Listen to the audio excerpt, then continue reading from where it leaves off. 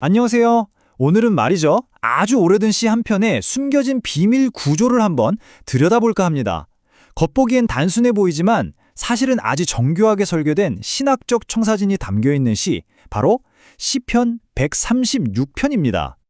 오늘 우리가 살펴볼 분석에서는 이 시편을 그냥 노래가 아니라 성경 시편 전체에 흩어져 있는 거대한 이야기들을 하나로 꿰는 마스터 키 같은 거라고 이야기하거든요. 자, 이 열쇠로 어떤 문이 열리는지 한번 같이 들어가 보시죠. 네, 그래서 오늘 이런 순서로 한번 따라가 볼 거예요. 먼저 이 시온이 도대체 어디에 있는지 그 위치부터 보고요. 그리고 그 안에 담긴 두 가지 핵심 주제, 언약과 절대 권능에 대해 알아볼 겁니다. 마지막으로 이 두 가지가 어떻게 하나로 합쳐져서 시온산이라는 그림을 완성하는지까지 쭉 살펴보겠습니다. 자, 첫 번째 단서는요, 바로 시편 136편의 위치입니다. 이게 참 재밌는데 이 분석에 따르면 이 시가 그냥 아무데나 있는 게 아니라는 거예요. 아주 전략적으로 성경의 다른 유명한 시편 모음집들 딱 중간에 자리 잡고 있다는 거죠. 보시면 한쪽에는 이집트 탈출, 그러니까 출애굽이라는 굉장히 구체적인 역사적 사건을 다루는 노래들이 있고요. 또 다른 한쪽에는 시온, 즉 예루살렘이라는 상징적인 목적지를 향해 가는 노래들이 있어요. 그러니까 과거의 역사와 미래의 목적지, 이 배치가 벌써부터 뭔가 의미심장하지 않나요? 이게 바로 첫 번째 중요한 단서입니다. 바로 이 지점에서 이 분석이 던지는 핵심 주장이 나옵니다. 시편 136편은 그냥 시가 아니라는 거예요. 이스라엘 민족의 역사적 구원이라는 과거와 거룩한 장소라는 미래, 이 둘을 연결하는 거대한 다리 같은 역할을 한다는 거죠. 정말 흥미로운 관점이죠. 자, 그럼 이제 시편 자체에 담긴 첫 번째 주요 주제로 한번 들어가 볼게요. 이건 아주 구체적이고 어떻게 보면 굉장히 개인적인 관계에 대한 이야기입니다. 이 주제를 제대로 이해하려면 먼저 언약이라는 단어를 알아야 하는데요. 이게 그냥 계약서에 도장 찍는 그런 게 아니에요. 훨씬 더 깊고 신성하고 구속력 있는 약속을 말하는 겁니다. 그리고 바로 이 구절이 그 언약의 핵심을 딱 보여주죠.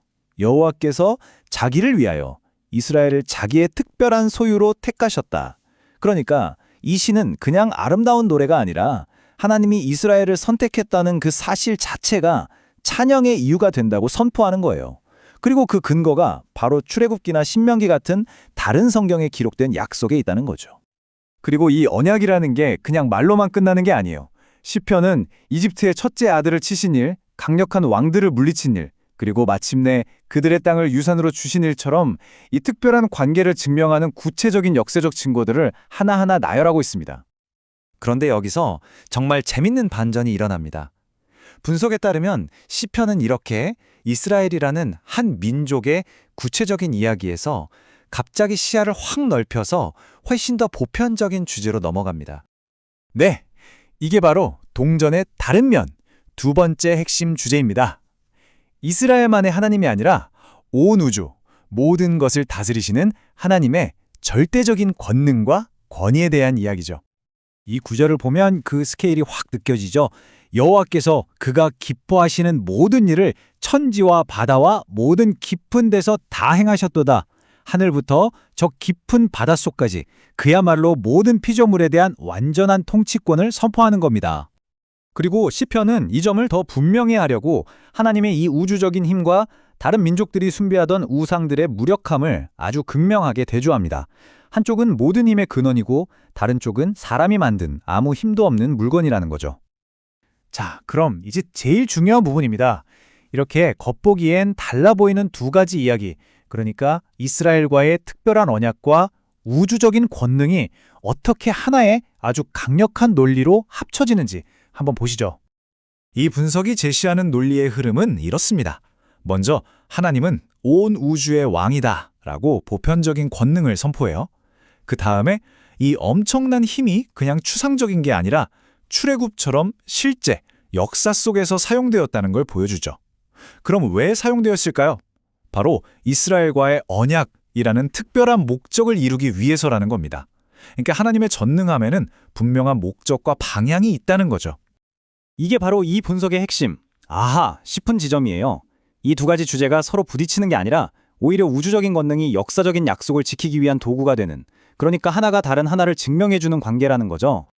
자, 이렇게 두 주제가 하나로 합쳐지면서 우리는 다시 처음으로 돌아가게 됩니다. 이 시편을 둘러싸고 있던 노래들이 가리키던 최종 목적지, 바로 시온으로 말이죠. 이게 어떻게 이야기의 결론이 되는지 한번 볼까요? 여기서 말하는 시온은 그냥 예루살렘이라는 도시 이름이 아니에요. 그 이상의 의미를 갖죠. 바로 우리가 지금까지 이야기했던 두 가지 큰 개념, 즉 하나님의 우주적인 통치와 역사적인 임재가 만나는 바로 그 상징적인 장소를 뜻합니다. 정말 그렇죠. 출애굽이라는 역사적인 여정도, 성전을 향한 순례의 여정도 결국 모두가 이 한 곳, 시온으로 향하고 있는 거예요. 모든 이야기의 끝이 바로 여기를 가리키고 있는 셈이죠. 그리고 시편은 바로 이 구절로 대미를 장식하면서 두 주제를 완벽하게 하나로 묶어냅니다. 이 분석에 따르면 시온은 하나님의 우주적인 왕권을, 그리고 예루살렘은 언약 백성과 함께 거하시는 구체적인 장소를 상징하는 거예요. 정말 절묘하죠? 그러니까 결론적으로 시편 136편은 단순히 과거를 회상하는 노래가 아니라 한 민족의 구체적인 역사를 하나님의 보편적인 비전과 연결하는 일종의 신학적인 청사진이라고 볼 수 있는 겁니다. 네, 이 분석을 통해 우리는 한 편의 시가 어떻게 한 민족의 정체성을 만드는 청사진이 될 수 있는지 봤습니다. 이걸 보면서 이런 생각이 들더라고요. 그렇다면 오늘날 우리들의 세계를 만들어가고 있는 근본적인 이야기들은 과연 무엇일까요?